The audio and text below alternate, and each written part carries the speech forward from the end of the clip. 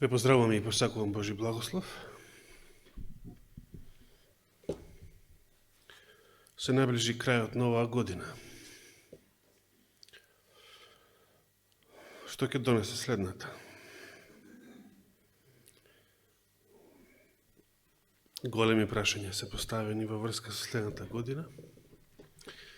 Многу стравови се шират во врска со следната година. Многу гласини се шират.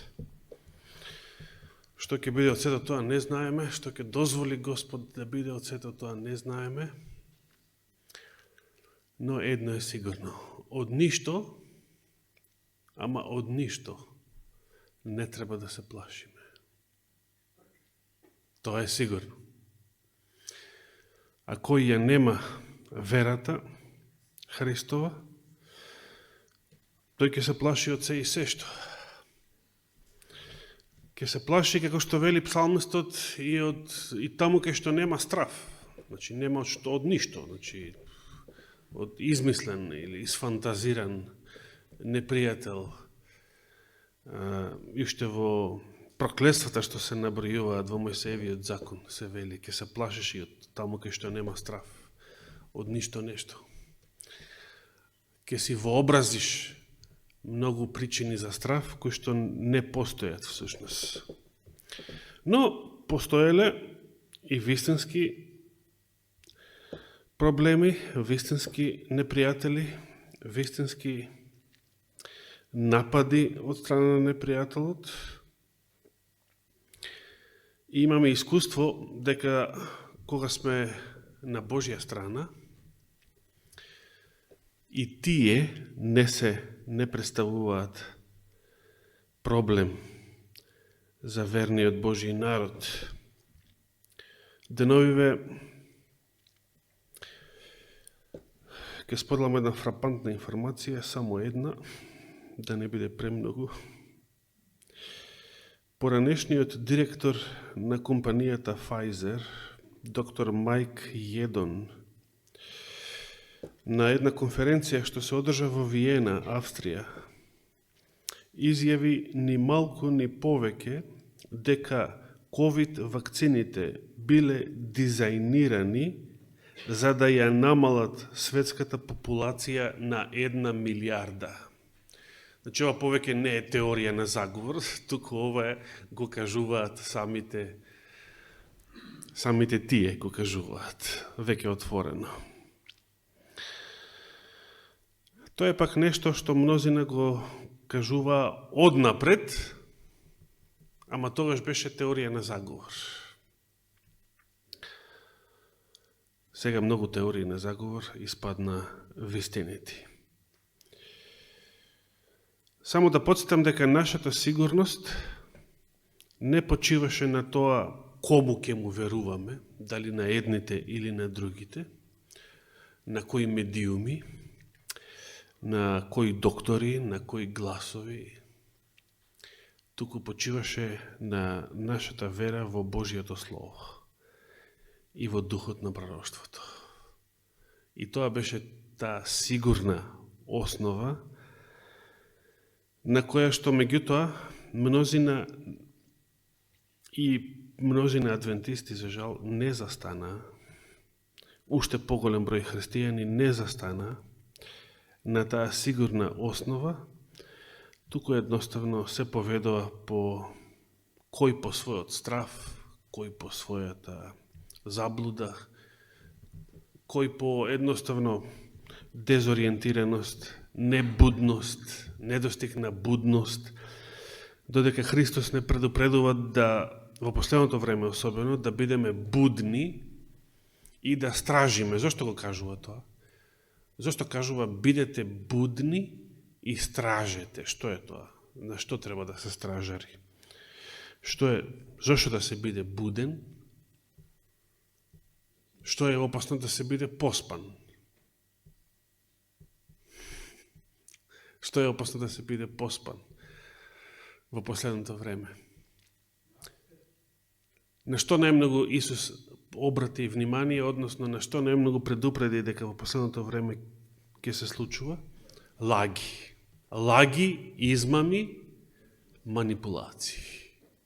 Затоа денес постојат цели професионални служби. Тајните служби, медиумите, значи професионални служби постојат кои што се занимаваат со тоа. Со лаги, измами и манипулации. И се разбира на тоа ќе се случуваат и многу надприродни лаги и измами од страна на демоните, што веќе се случуваат. За да ги прелажат, ако е можно, и избраните. Се чувствувате дека сте избрани? А што рече Христос? Мнозина се повикани, а малцина се што? Избрани. Се чувствувате повикани? Мнозина се повикани. И мнозина во светот се повикуваат. Се уште се повикуваат. Секој што го проповеда Евангелието повикува. Но кои се избраните?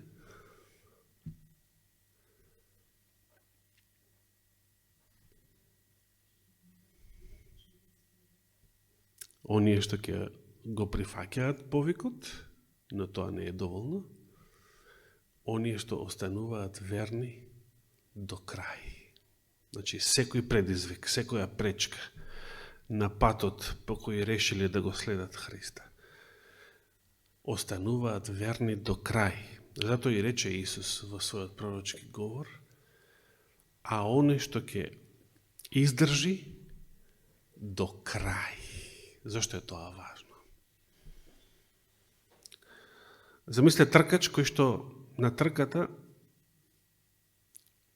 ги прескокнал сите препони, сите пречки и се наоѓа, да речеме, на 20 метра пред крајот, пред финишот, и тогаш да се откаже, да падне, да се сопне, не знам што. Дали му вредело тоа што до тука издржал, што ги совладал сите предходни пречки? Дали му вредело ако се откажел пред крајот? Не. Проста човечка логика. Затоа Исус вели да издржиме до крајот. Да го помниме овој збор, овој негов збор, додека ја привршуваме денес 10 глава од посланието до евреите. Пред 2 саботи застанавме некаде кај 19 и 20 стих. Ке отворим уште еднаш таму. Посланието до евреите, 10 глава. Ке почнем пак да читам од 19 стих.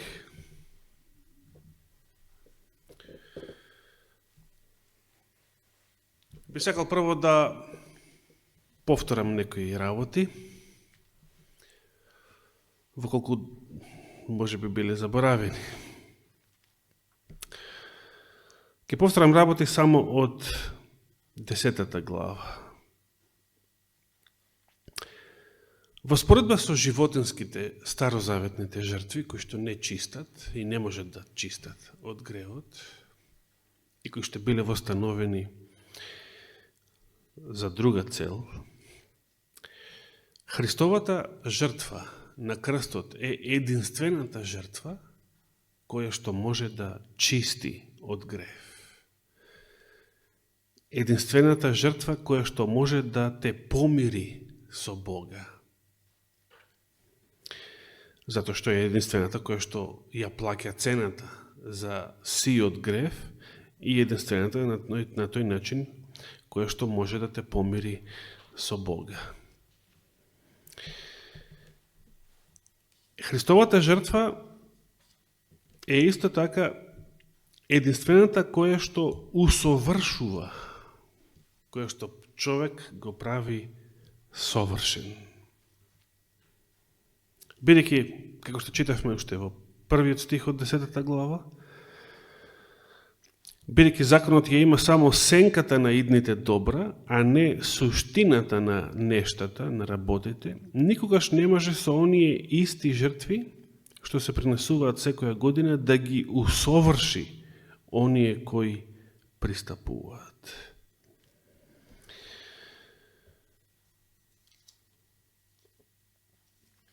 И бидејќи овие животинските жртви не можат да те усовршат,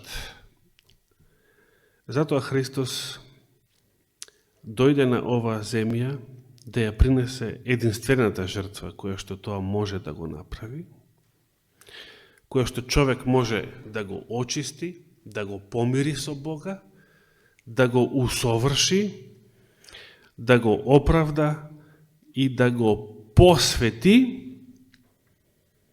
И како што вели во 10 стих од оваа 10 глава, сето тоа еднаш за секогаш. Тоа беше нагласокот што го ставив на последната епизода од оваа долга серија за проучување на светилиштето во посланието до евреите пред 2 саботи. Очистен еднаш за секогаш. И тоа така очистен, што самиот Господ вели во контекст на новиот завет, зборовите или најавата за склучување на нов завет со својот народ, така очистен, што за гревовите и беззаконијата нивни нема веќе да си спомнува. Замислите, може ли Господ да заборави нешто? Може ли Он, што се знае, што се забележува, да заборави нешто? Што се памти? Па секога кога тој, значи, еден така бесконечен ум кој што секоја ситница ја има предвид, вели за гревовите и за беззаконијата нивни нема да си спомнувам. Што тоа значи? Христовото очистување е нешто, кога Христос ќе те очисти, те очистува така добро, како никогаш да не си сгрешил. Го разбираме ова? Тоа значи тоа. Ако некој никогаш не е сгрешил, да земеме, например, некој ангел кој што никогаш не е сгрешил, никогаш не бил заведен од Луцифера, секогаш, од севте, од почеток, секогаш бил верен на Бога. Да земе било кој што никогаш не е сгрешил, самиот Исус на оваа земја, единствениот, кој никогаш не е сгрешил. Дали Бог во својата евиденција има некој греф на сметка на овие лица што никогаш не сгрешиле?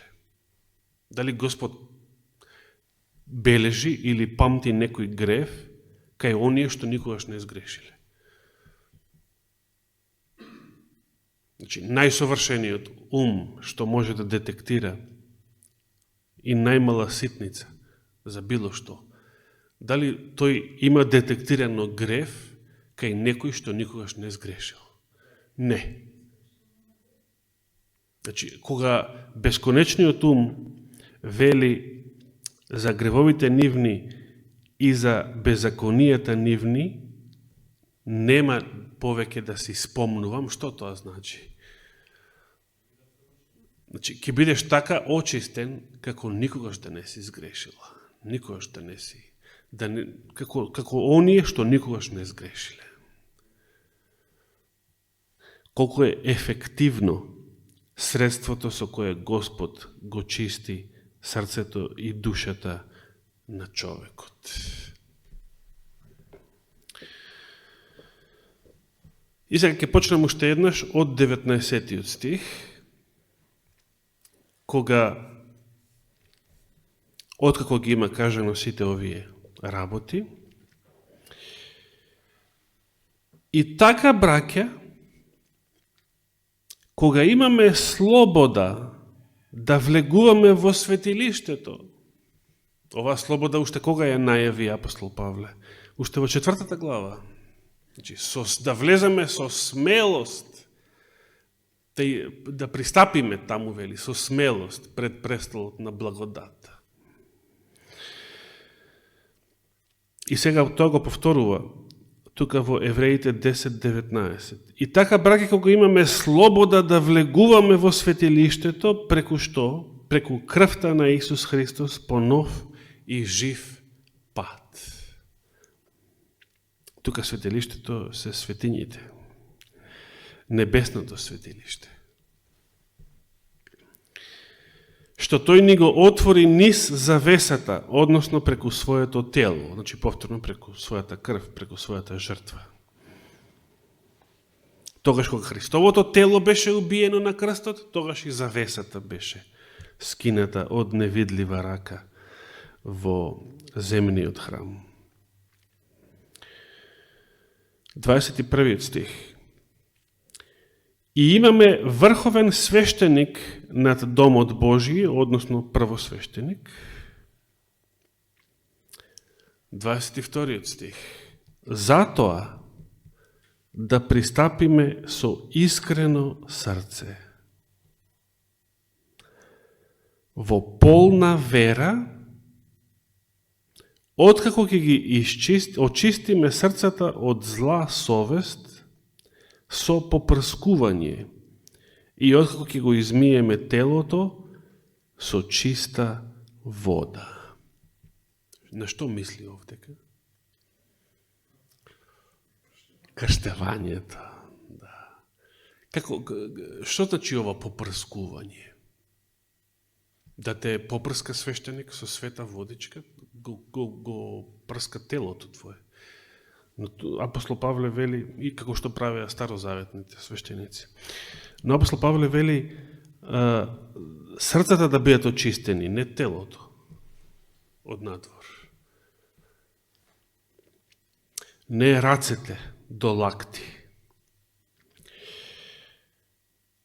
Секако и телото се мие со крстевањето, и телото се потопува, но Христовото крштевање е нешто што чисти се, не само телото од надвор. Нели самиот рече? Чашата,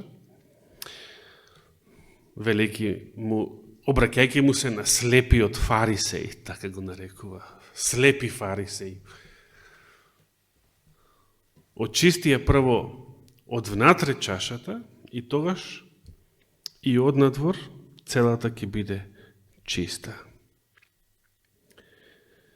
А што прави лицемерната религија?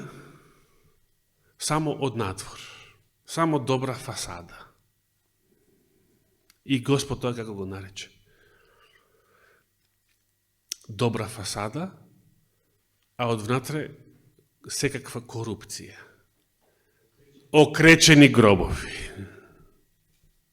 Окречени гробови. Но кога Христовото крштение ќе те очисти и однатре, од срце, значи, и однадвор, тогаш си сосем чист, сосема чиста. 23 стих. И да го држиме исповеданието на надежта цврсто, зашто верен е оној кој се заветувал. Еве, тука суштината на новиот завет. Значи, јас за да му бидам верен на Христа, не треба да се трудам да го држам мојот завет. Тоа што јас сум уветил на Христа. Тоа што јас сум се заветувал дека ќе правам. Нели? И пред црква и пред одбор не прашувале дали ќе го ова ќе правиш, дали ова, дали она.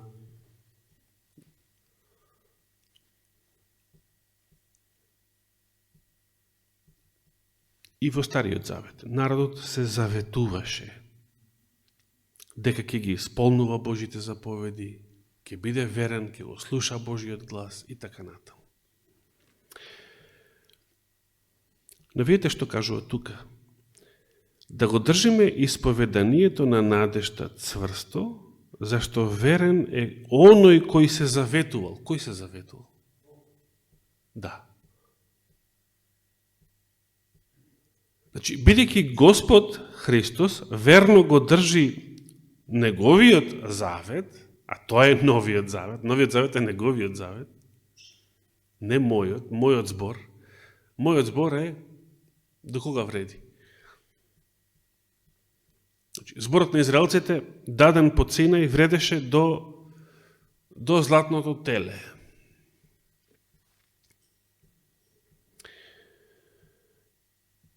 Бидејќи Господ е верен за тоа што тој се заветувал, јас сега имам сила да ја држам неговата вера и надеж цврсто. Го разбирате ова?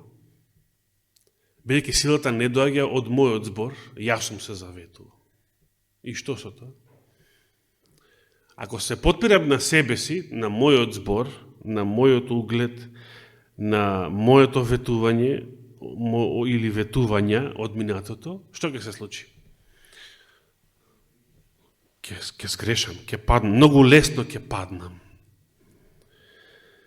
Но ако се подбирам на Божиото ветување, тоа е сега, таа полна вера, Господ нешто ветил, и дали ја му верувам? Ако му верувам, и ако се држам за неговото слово, тогаш дали ќе паднам?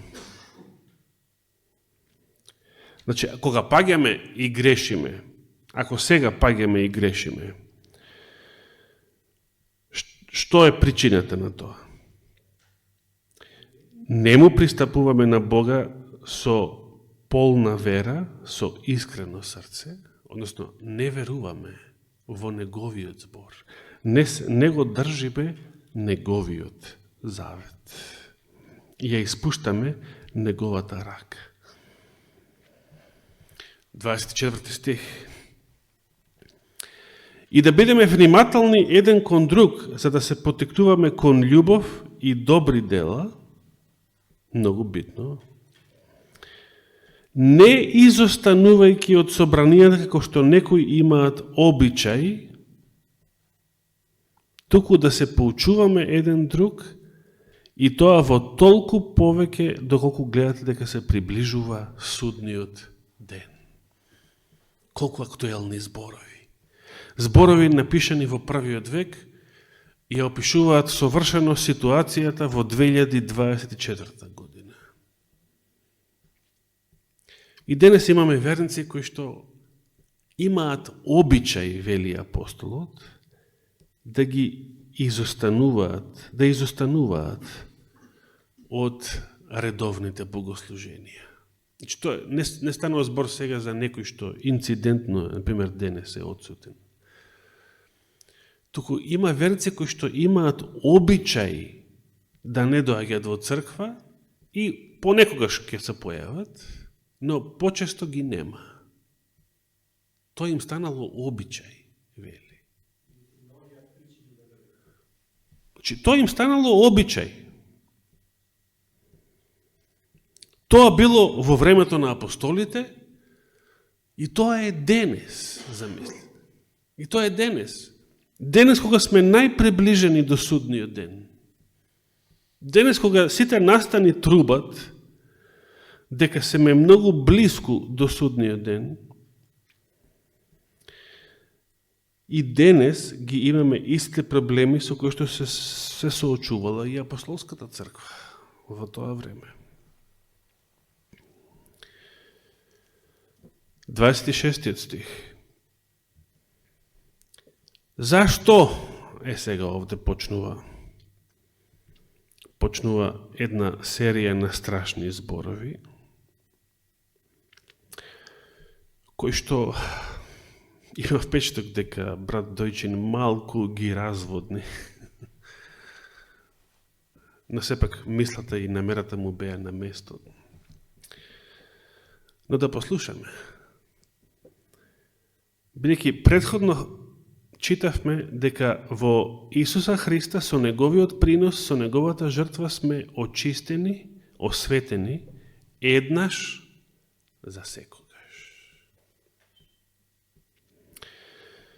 Сега 26 стих. Зашто? Ако откако ја познавме вистината, значи не пред тоа, откако ја познавме вистината, што? Своеволно продолжуваме да грешиме, што се случува? Нема повеќе жртва за гревови.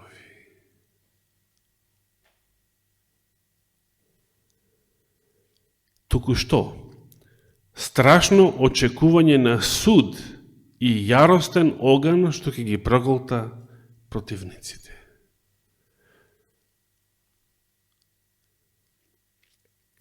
Понатаму прави споредба со Мојсеевиот закон. Ако оној што го прекршил Мојсеевиот закон, пред двајца или тројца сведоци безмилосно се казнува со смрт, да застанеме малку тука. Се сеќавате во какви ситуации според Мојсеевиот закон некој бил безмилосно казнуван со смрт? Ви текнува, што ви текнува како прво? Некој таков пример. Кој? Стефан. Во времето на Мојсей зборуваме. Во времето на Мојсей.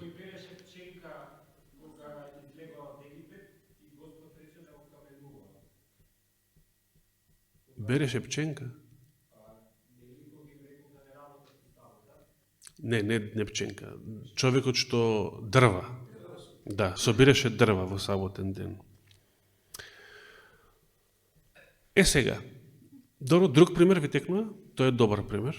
Друг пример, некој што бил безмилосно казнет со смрт. Еве тогаш, во времето на Мојсей, например. Има многу примери.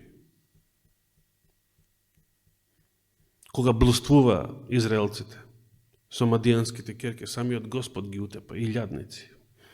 23.000 во еден ден и уште 1.000 од оние што мрмореле заради тоа. Тие лично не учествувале во блудот, ама му се лутеле на Господ зашто така сурово постапил.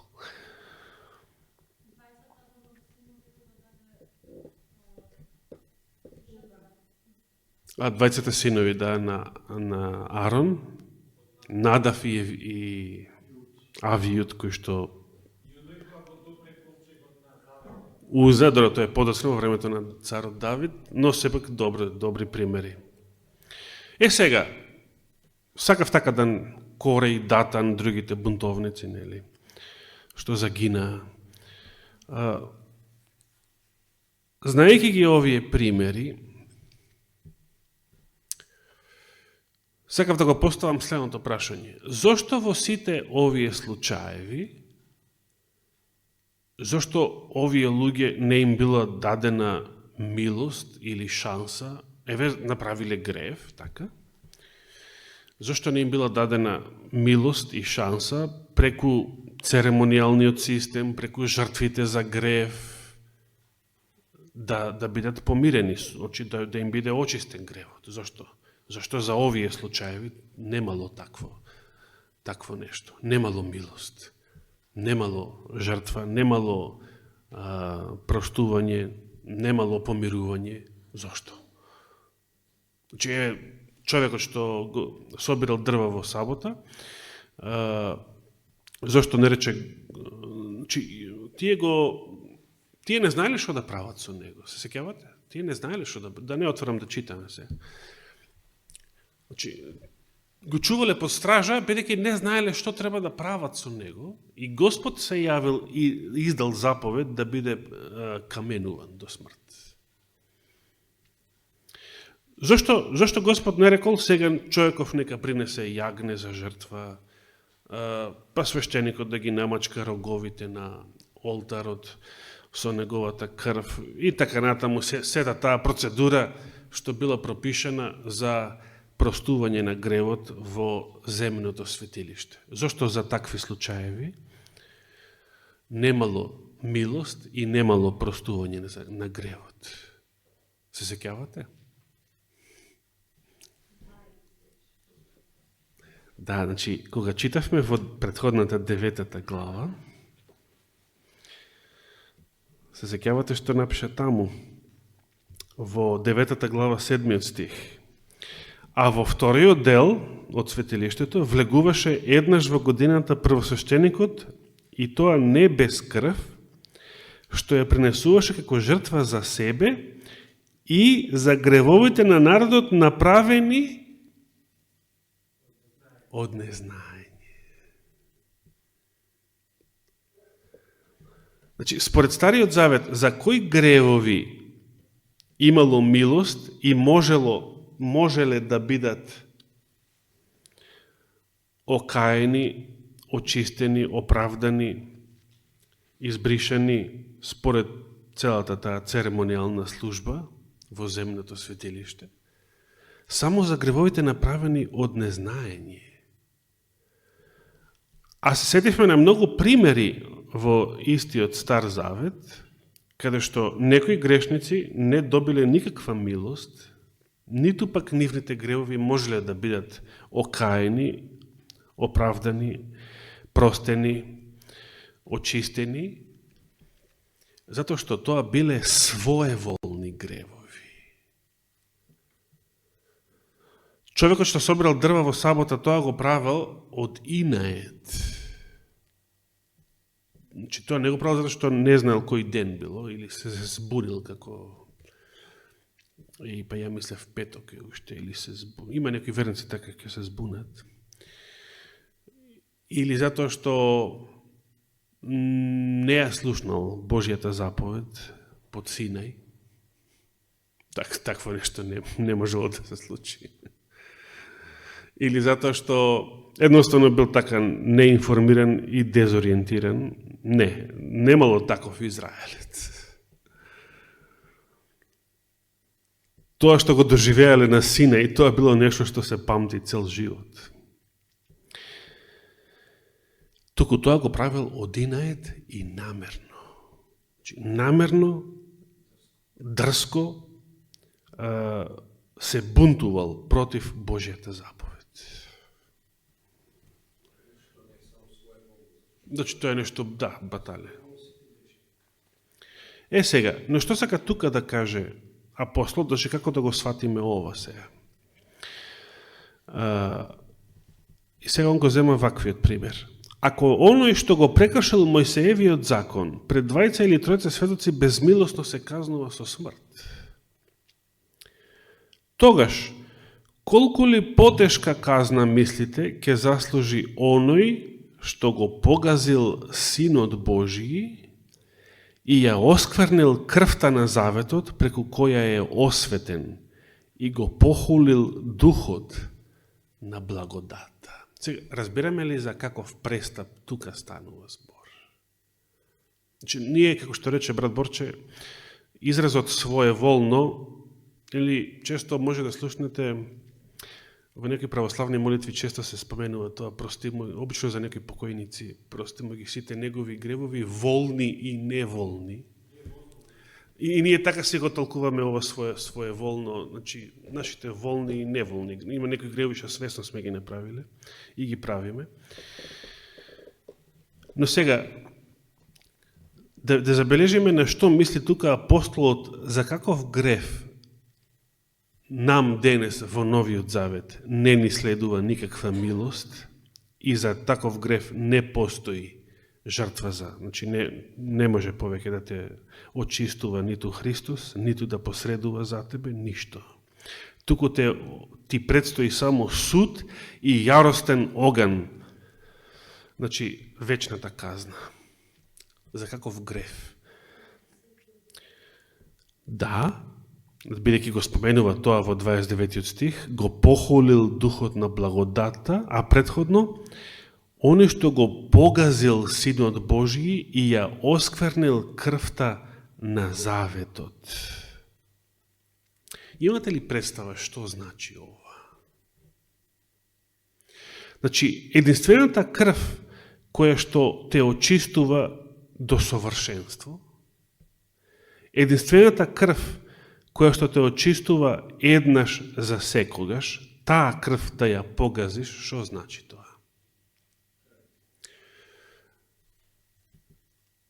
Не минатата, пред 2 саботи, последен пат, реков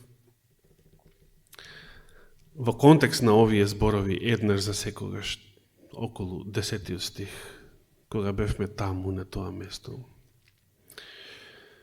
реков дека секогаш кога грешам,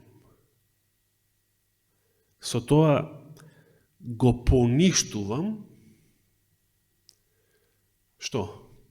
Простувањето што Господ ми го дал порано. Секогаш кога грешам, сега е обратното. Кога Господ те чисти како никогаш да не си сгрешил. Толку совршено. Но ако одново грешам, значи се однесувам како никогаш порано да не ми било простено. Како никогаш да не сум ја познал вистината порано, како никогаш да не сум се каел порано, како никогаш порано да не сум го познавал Господ и неговата благодат.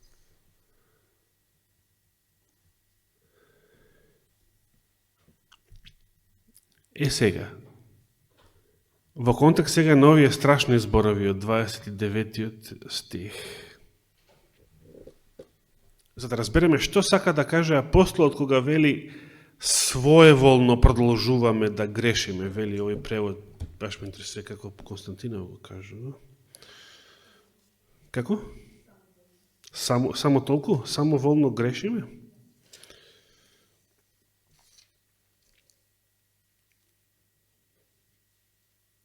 Самоволно, да, ако грешиме самоволно. Добро. 26-тиот. Од 26-тиот до 29-тиот, тука застанавме. За да малце објасни подобро што мисли под ова, под самоволното или своеволното грешење,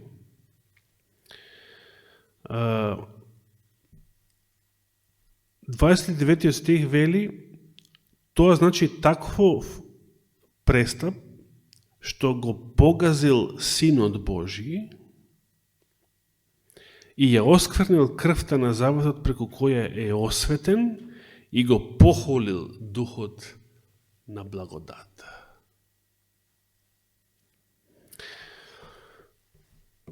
Значи, ако речам нема чаре за гревот, додека сум во вакво тело, значи до второто Христово доаѓање, додека сум во вакво тело, нема чаре за гревот, ќе продолжам да си грешам и понатаму, бидејќи нема чаре за гревот. Што сведочам со тоа? Ако речам дека не можам да престанам да грешам, бидејќи тоа не е возможно, додека сум во вакво тело, мора да грешам, човечки е да се греши, ако се помирам со тоа, дека нема чаре за гревот, или како што вели Елена Вајд, ако се помирам и престанам да се борам со своите слабости, значи, сум се предал едноставно, сум се откажал од патот на посветувањето. Нема чаре, ќе си грешиме.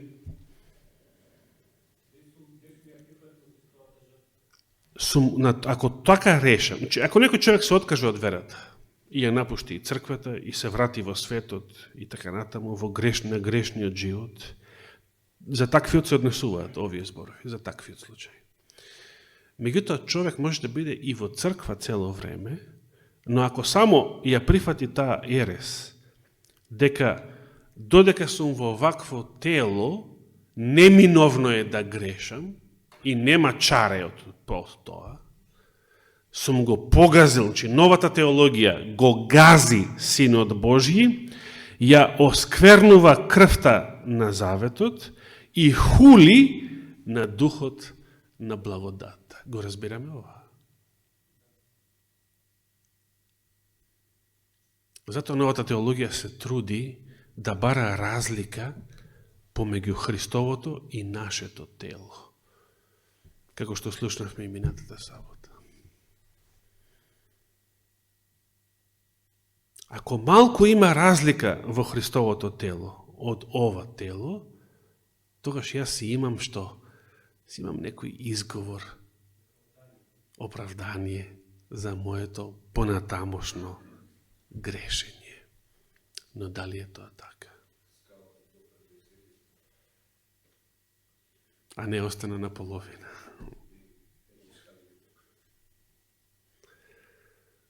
Или само највисоките да може да ја фатат.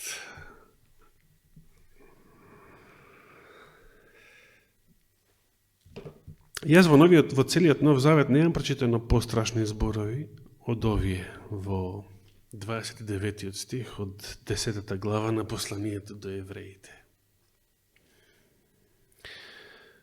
За единствената жртва која што е способна да те очисти совршено еднаш за секогаш.